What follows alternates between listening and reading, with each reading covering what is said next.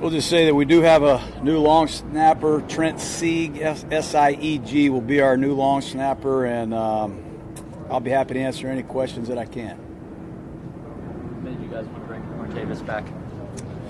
Well, I think he's in a good place right now. I think he's healthy. I think he's ready to go. And I'm sold on that. We've been in contact with him since he has been away.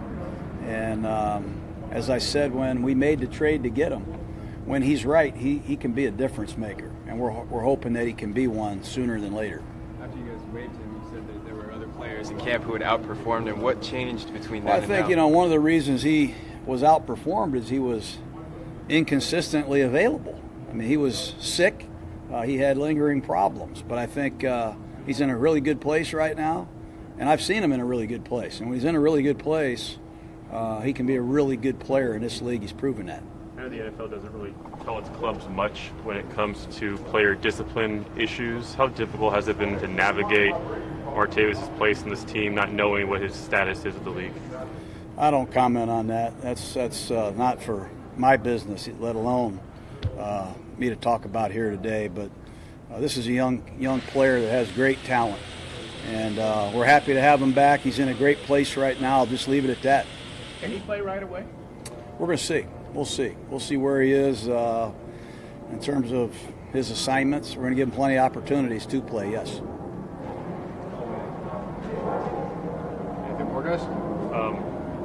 How's the outlook for Justin Ellis and P.J. Hall after you got a chance to look at them? Well, we'll see. It doesn't. I've had better days. We'll see. Today will tell us a lot. Looking at the Broncos tape week one, obviously a little familiar with them going into that game, but was there anything that you saw that actually shocked you heading into week two that gave you some more, reasons to worry? Or Keenum. I think Case Keenum at the end of the year might be the number one acquisition in football. I think he's a great quarterback. What he did last year, the performance he laid down in Minnesota, he solidifies them at that position. They struggled last year. They went through a lot of different quarterbacks. I know he had a couple interceptions last week, but this kid can really play. He's a great competitor. They have outstanding receivers. And, look, they've always had a great defense. And when they have had stability at quarterback, they've proven they can win a world championship. So we'll have our hands full. I know that. We're excited to get ready. Just quite a lot of a different challenge in that a lot of their pressure will come outside from Miller and Chubb as opposed to a lot of the Rams' interior stuff with Sue and Donald. Well, they have all kinds of pressure. They have all the blitzes that you can draw up. They have that type of pressure you have to deal with. They'll put 3 or 4 of those defensive ends out there together. They have Shane Ray, Shaquille Barrett. Chubb's a top 5 pick. So they can apply pressure inside or outside with their 4-man rush. They can also get home with an array of blitzes. And they have a talented secondary. Roby and Adam Jones now to go with Chris Harris makes this a real challenge in the noise. Are you guys going to bring in help at defensive tackle? Well, that's a distinct possibility with the injuries that are mounting here. But yes, that is a possibility.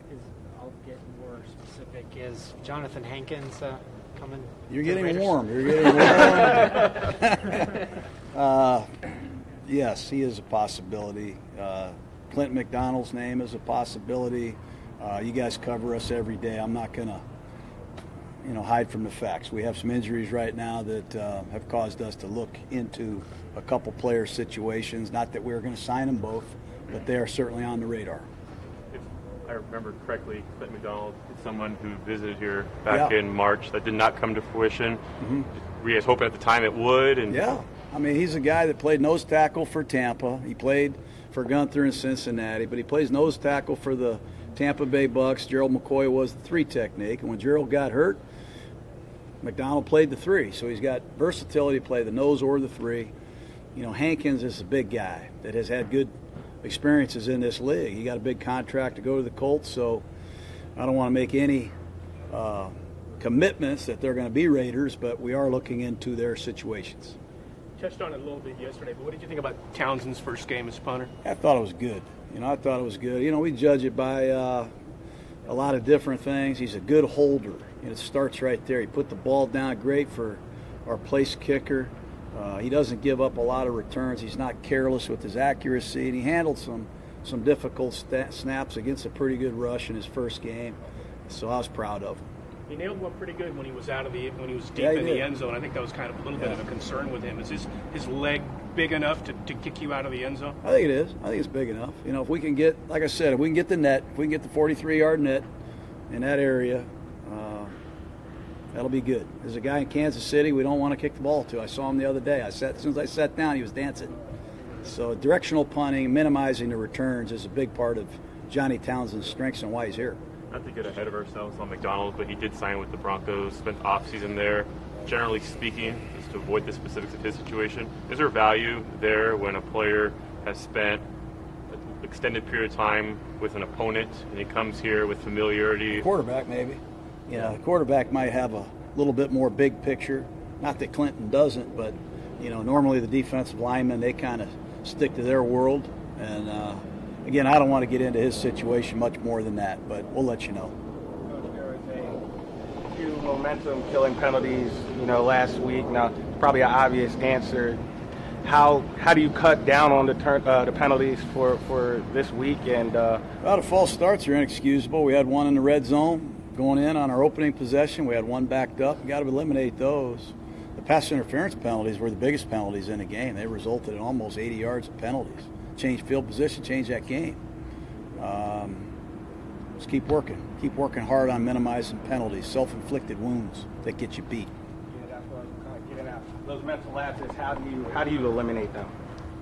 Well, we can't make those penalties. You know, you gotta find the ball quicker.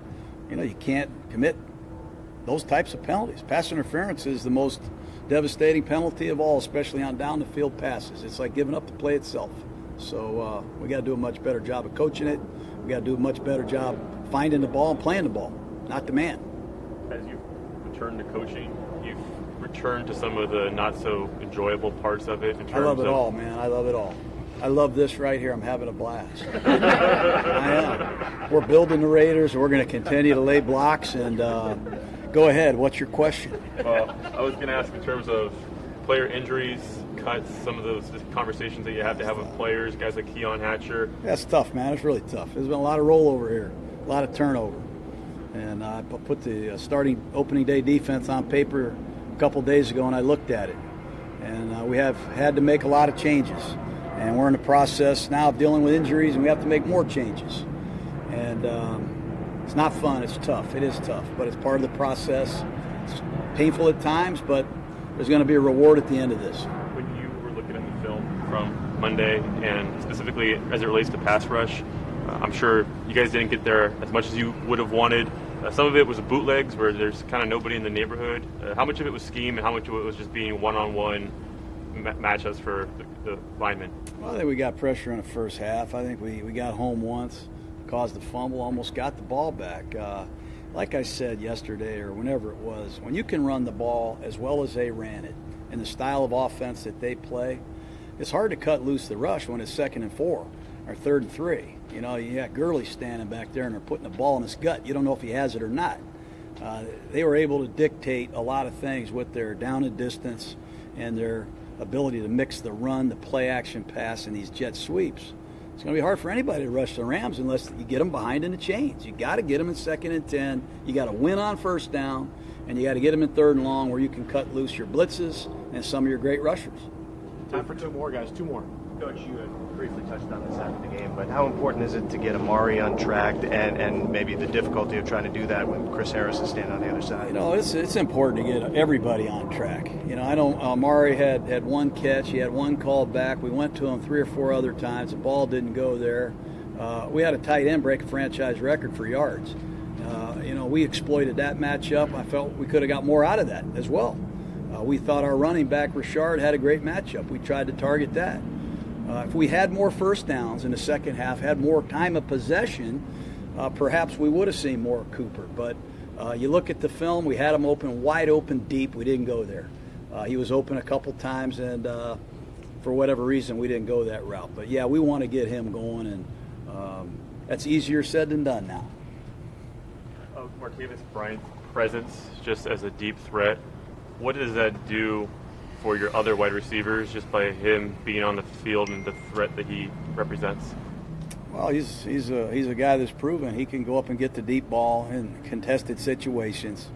He can run away from you. He can make you miss. He can make big plays down the field. That's an obvious. But we're hoping that we can bottle up where he is now. He's in a great place. He's healthy. He's ready to go. He's got a great state of mind, and we'll see what happens.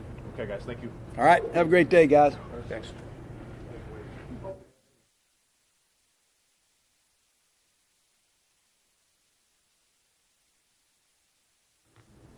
All right, guys. Derek Carr. So, Derek, you get Aaron Donald in week 1, Von Miller in week 2. Have you written a letter to the schedule makers? No, gosh, yeah. Welcome to the AFC West, basically. There was pass rushers every week, right? No, I'm used to it by now. It's just fun to compete against those guys, especially when you've been in the league for 5 years now. You know them. You joke with them in the off season, then you play them, and again, that they're right there again. And it's fun, man. But no, I never have any issue playing these guys.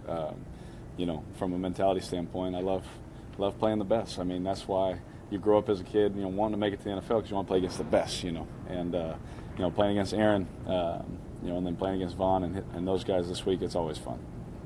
There's a 3rd and 5 play early in the fourth quarter where you threw the ball away. What was going through your mind? And when you're watching the film, what did you see in that play? So 3rd and 5, going away from the black hole, I think. Yeah, you threw it away. Yep. Threw it away. It was I threw it. I got a bounce. Yeah. Okay. So they just covered up the routes. Went to the first one. Went to the second one. The third one that we had on that one was a route that versus the coverage they were playing. Basically, don't even look for it. And so I tried to wait even longer than I should have. Didn't really feel to run, so then I just threw it out. Punt. Try and pin them deep, get the ball back around midfield, and go again. Kind of a mentality. So, we ran a little move and then a little sit by Jordy, and they were just tight. So watching our film, we do it the same thing at the end. Well, I just think I'd probably get to something else. Versus with that play, yeah. I mean, why we had that play and what it was for and all that. Yeah, I'd have to just get to something else and roll like that. John, for a long time, has thought sometimes the best play is an incomplete pass and punting the ball to avoid a mistake.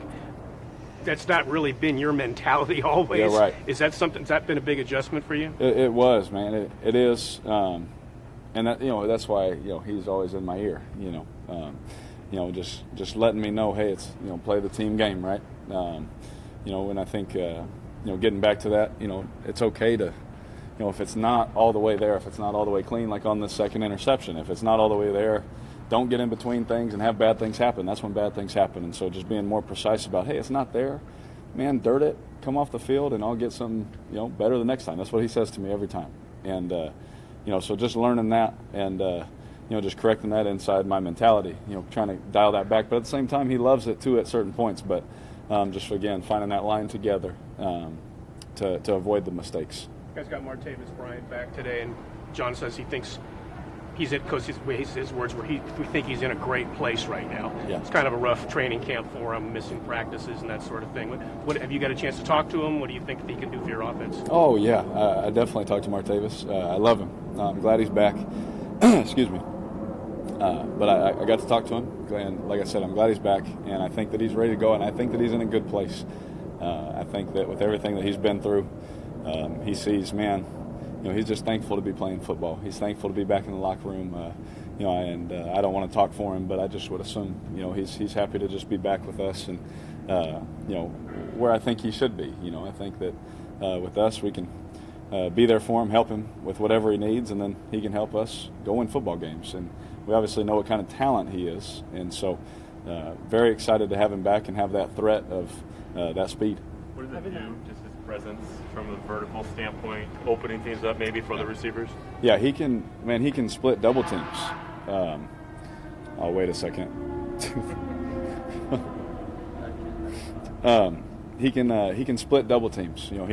Teams can try and play certain coverages with him, but he's so fast it doesn't matter. Like, you make one false step, if I key that defender and they make one false step, he can be gone like that. He can run by guys that are off coverage. He can do things that just other people just don't do. And that's not a knock on them. That's just what God bless them with. 4.2 speed. That with that kind of length, the jump ball stuff, and some of that aggressive stuff that I kind of like sometimes. Just having those abilities to do those things with him. I mean, it just adds that dynamic for a coordinator to have to think about. Derek, I guess human nature being what it is. Anybody suffered a broken pinky, a broken leg, broken bones in their back in less than a calendar year. That would kind of get into their head. How do you not let that, or how do you compartmentalize that in a game, or does it kind of float in there every now and again, especially when you take a hit like Aaron Donald gave you? No, honestly, I don't think about it until I'm laying on the ground and making sure everything's all right. You know what I mean? Because I've been there one too many times, and you don't think about it in the game because honestly, you're flooded with decisions, you're flooded with coverages and fronts and pressures, and what where are they rolling at? Where's the matchup? All those things that I can promise you during games, I don't think about it until I'm laying on the ground making sure, okay, I'm good now. Pop back up. So, it would be human nature. To be there and lay there. I can't say that I've ever gotten hit and I laid there and didn't think, all right, am I good? Because of those things. But, you just get up and make sure you're all right and move on. And again, there's so much decision-making to go. It's honestly half a second that all that happens. But going back to Martavis for a minute, he is a deep threat and a guy that can stretch the field, but you didn't get a lot of time with him in camp because he was in and out. Yep. Is there a concern about that timing, or do you have to spend extra time with him? I mean, where's that at right now? Oh, we definitely have to spend time. There's no doubt about it. I'd be lying to you if I said no. But I will say too, the days that he did practice, after practice we'd go off and we'd make sure we'd do those deeper throws, those routes, those quick routes that we need him on, and those kind of things. We definitely made sure we spent extra time because, as you saw, there were some things he missed, and we're like, hey, well, let's make it up in some extra times. Or special teams periods were big for us. We'd have special teams period where usually you'd have individual drills, and we'd grab him and go work on routes. We'd go work on other things. So we have put that time in, but there's no doubt to make sure that he's back again, in the mental processing of things. And just like any bye week, whenever you come back, it's almost like, the snap count. Oh yeah, anything, that formation or that adjustment, anything can slip your mind. So just reminding him of all of those little things will be crucial for us, and I don't think he'll have a problem.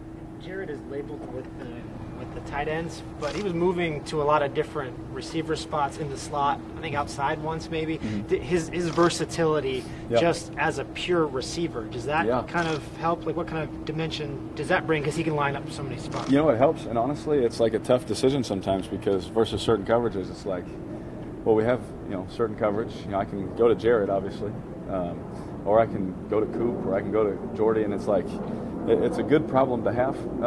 To be honest with you, because we can move him in a whole bunch of different spots. I mean, there was one play, I think it was for a first down, we threw it to Jared, and Coop pops open. And then you turn the film on, it's like, well, why'd you go there? I was like, well, the guy had 180 yards. He was feeling it, So, I always question myself, those fine decisions, do you go here, do you go here?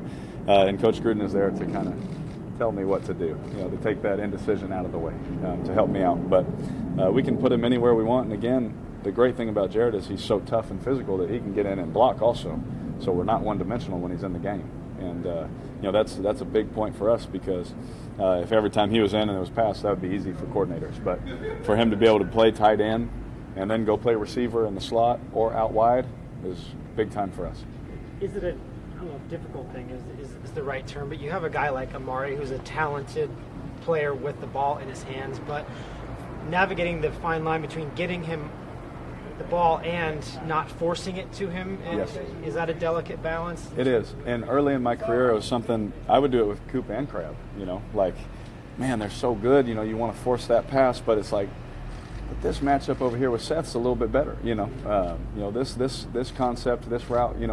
And I would have some indecisions early on in my career, whereas now it's like, guys, I'm making the best decision for our team on that play. Obviously I don't do it perfect every time. We know that, but I'm going to do my best to make the best decision. Hey, let's just roll after that. I'm not going to force it. I'm not going to force the issue because when you do that, that's where, just wasted plays happen. If they end up covering it, you just throw it away. Just because you were reading that when you could have went somewhere else. That's where, I would get caught in earlier on in my career where now I'm just trying to play the game. Jack said there were a couple plays where Amari did get deep open and you didn't throw to him. Yep. Were those misreads by you? him getting open deep. And well, there was one, I know exactly what he's talking about, and I threw it to Jared. We ended up getting the first down. You know, that's the one I was talking about, where you sit there and you're like, oh man, we had a chance at that, but there's a matchup there where, you know, we ended up picking up the first down. It's like, you know, where's that fine line where, you know, I'm not going to second guess any time, you know, on the line of scrimmage, like, oh, he could possibly win on this one. It's not for sure, but I know for sure what's going to happen over here, you know. So it's just one of those things where, you know, even Coach and I talked about it. He keeps reminding me, hey, did you see it? Yeah, I saw it. He's like, okay, just as long as you're seeing it, you know, those kind of things, we're good. So I know exactly what play he's talking about because I saw the same one. A couple more guys? These guys are always so tough defensively. Yes. What's the biggest challenge facing Denver? I mean, obviously you got to protect. You got to protect against Vaughn. You got to do those things.